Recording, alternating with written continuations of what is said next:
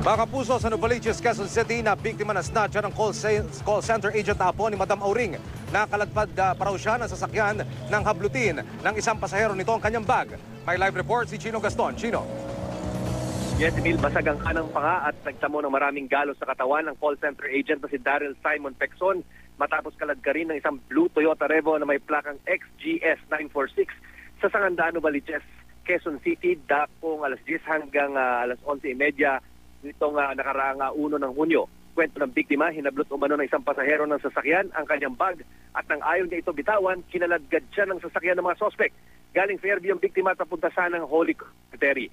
Pagbaba sa Sangandaan, bumili siya ng soft drink sa isang sari-sari store at nang paalis na siya, doon na raw lumitaw ang rebong kaya't na kanyang hinala ay napagmatsyagan siya ng mga sospek. Sinubukan man laban ng biktima at nabuksan pa ang passenger side ng rebo pero bigla na itong humarurot, bagay na naging sanhi ng pagkakaladkad sa kanya. Nang bumagsak siya sa kalsada, nabasag ang kanyang mga ngipin at kanang panga. Nagtamo rin siya ng mga galos sa kamay at tuhod. Natangay ng mga kawatan ng 2,500 pesos na cash, cellphone, ID at mga ATM na laman ng bag ng biktima. Kasalukuyang nagpapagaling si Pexon sa isang ospital sa Quezon City. Iimbestigahan ng Pulis Novaliches ang krimen at ang Quezon City Police District Station 3 ang may sakop ng nasabing insidente. Nagpakilala rin ang biktima na apo ng fortune teller na si Madam Auring.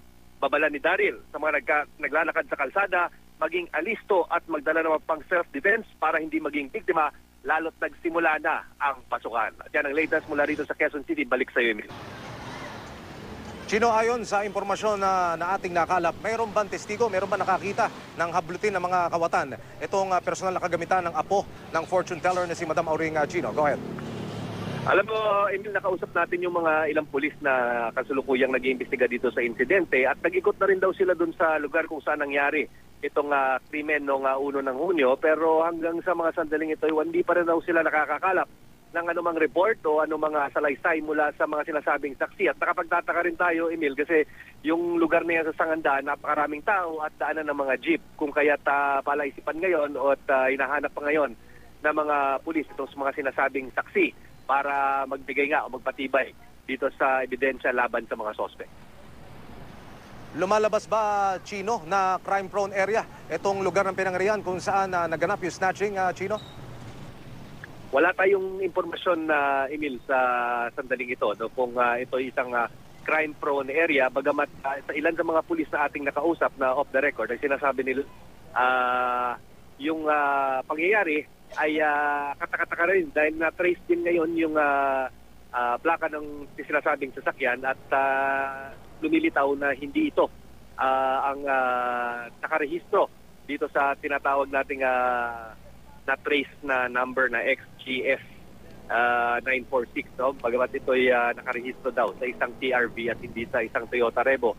Hindi pa malaman ngayon ng mga pulis kung sino talaga itong grupo o kung grupo man ito na nagpakana ng krimen, bagamat nakatakdang bumalik yung mga pulis doon sa ospital para ipakita dito sa biktima ang kanilang rogues gallery sakaling may makilala nga siya dito sa mga salarin na kilalang umiikot dyan sa lugar ng Novaliches. Mula sa area ng Quezon City, maraming salamat, Chino Gaston.